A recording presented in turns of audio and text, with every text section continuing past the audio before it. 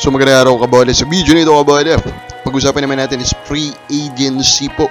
Kabole, of course, mock drafts nandyan na po. Of course, we already have a video about the most recent po na mga trade rumors kabole. Kaya sa free agency naman po tayo babanat po ngayon. So mga hindi pa nakasubscribe, pakipindot naman po yung subscription button. First things first, ang PBL bounds po ng mga PBA players kung hindi mo pa po nabalitaan kabole. Si Vic Manuel, hindi pa po siya retirado. Maglalaro po siya kabola dito po sa MPBL kabola. Dito po siya maglalaro sa Iloilo na nagpalakas kabola. Kasama niya po doon si Kit Jimenez kabola.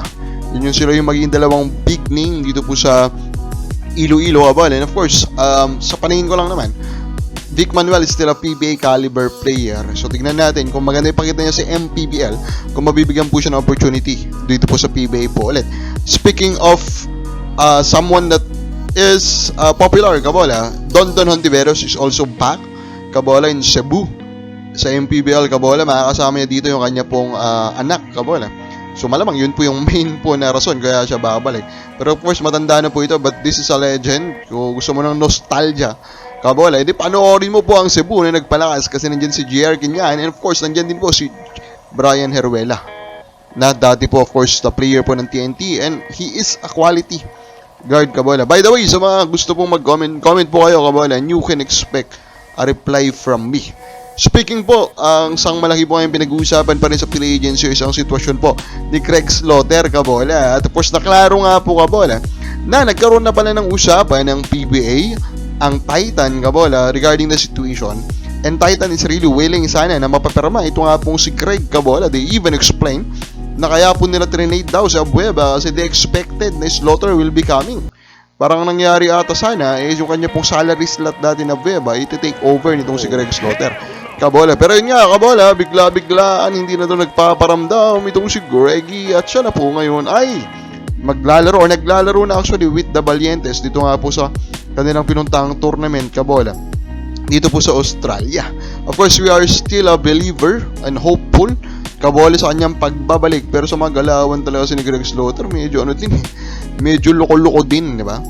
Speaking po of big man kabola, TNT gumalaw din po sila kabola. Pinirmahan po nila si Justin Chuba kabola. First, Justin Chuba huling naglaro po sa Blackwater, and first naglaro na rin po siya TNT.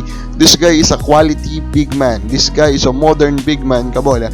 Pero kanila pong pinakawalan kabola to sign him for the Rooster spot si Kelly Williams. So ang ibig sabihin ba yan, si Kelly Williams pwede pong offer ng ibang team? Yes, pwede po siyang offer ng ibang team kasi nasa unrestricted free agency po siya.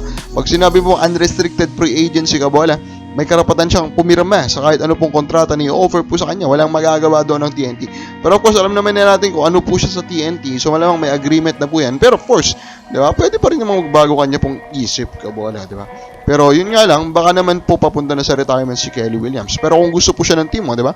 Just imagine, di ba, San Miguel Beermen signing him up, knowing that Kelly Williams is one of the best po in defending si Junmar Fajardo, di ba? Just to sign him up para lang po mabawasan ang dedepensa po from TNT kay Fajardo.